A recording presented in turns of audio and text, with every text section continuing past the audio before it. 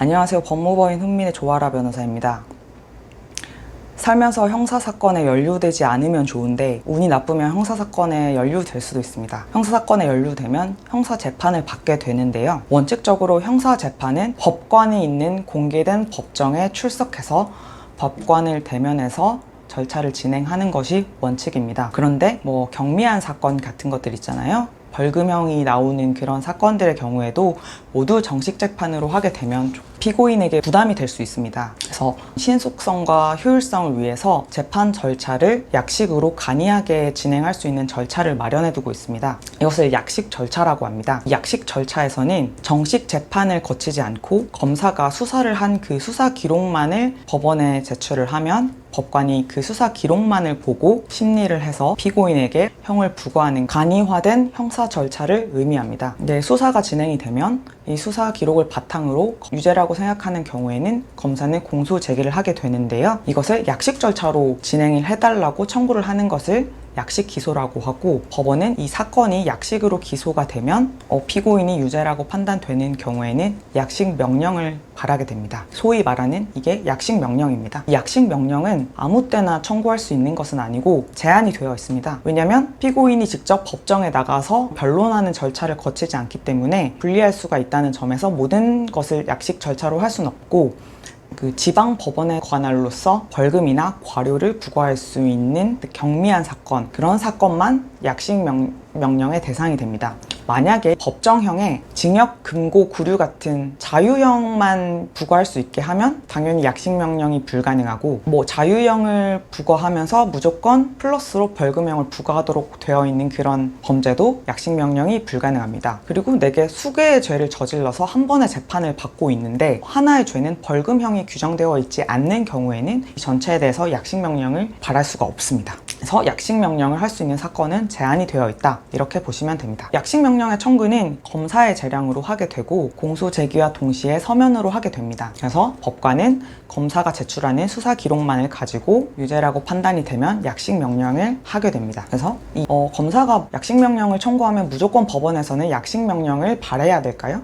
그렇지는 않습니다. 검사가 약식 명령으로 청구를 한다고 하더라도 법관이 봤을 때 이거는 약식 절차로 하기에는 부적당하다, 이런 경우에는 정식 재판으로 법원에서 직권으로 회부를 하게 됩니다. 근데 거의 다 약식 명령이 청구가 되면 약식 명령이 나온다고 보시면 됩니다. 그러면 이 약식 명령과 항상 함께 따라 나오는 정식 재판 청구란 게 있는데, 정식 재판 청구란 약식 명령이 있는 경우에 불복하는 사람이 법원의 통상적인 재판 절차, 공판 절차라고 하는데요.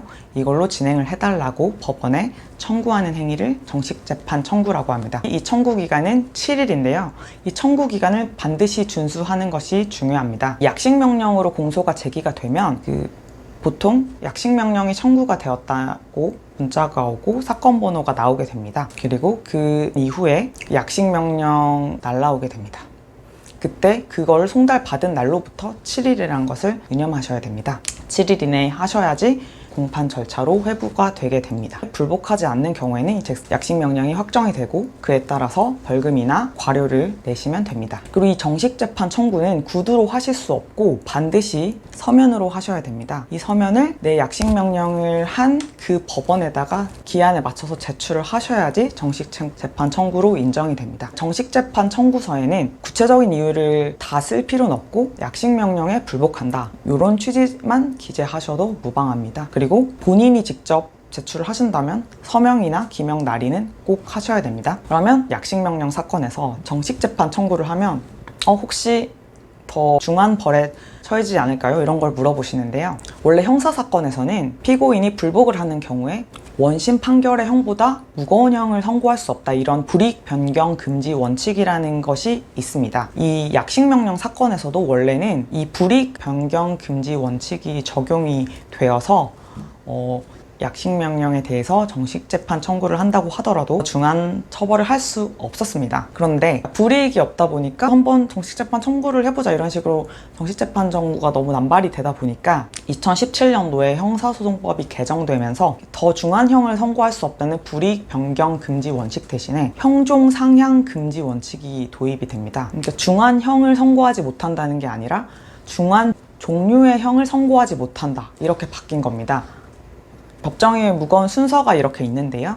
예를 들면 벌금형 200만 원이 있는데 정식재판을 청구를 했다고 해서 징역이나 금고형을 선고할 수 없다. 이게 형의 종류를 변경할 수 없다는 것이고요. 그럼 이게 형의 종류만 변경하지 못하도록 개정이 됐기 때문에 벌금 200만 원에서 500만 원은 가능해졌다는 겁니다. 같은 종류의 형 내에서는 중한 벌금형을 선고할 수가 있게 된 겁니다. 그러니까 중한형으로 처벌받을 수 있는 가능성이 생기게 된 것입니다. 그래서 이 정식재판 청구를 하실 때는 반드시 내가 더 중한 처벌도 받을 수 있다. 이거를 염두에 두시고 정식재판 청구를 할지 말지를 정하셔야 됩니다. 그럼 정식재판 청구를 할지 말지 고민이 되실 텐데요. 만약에 죄를 저지른 것 자체를 인정하신다면 특별히 내가 재판에 가서 벌금을 깎을 만한 그런 자료가 없다면 그냥 받아들이시는 것도 한 가지 방법인 것 같습니다. 다만 벌금형의 경우에도 유죄 판결이고 전과가 남게 됩니다.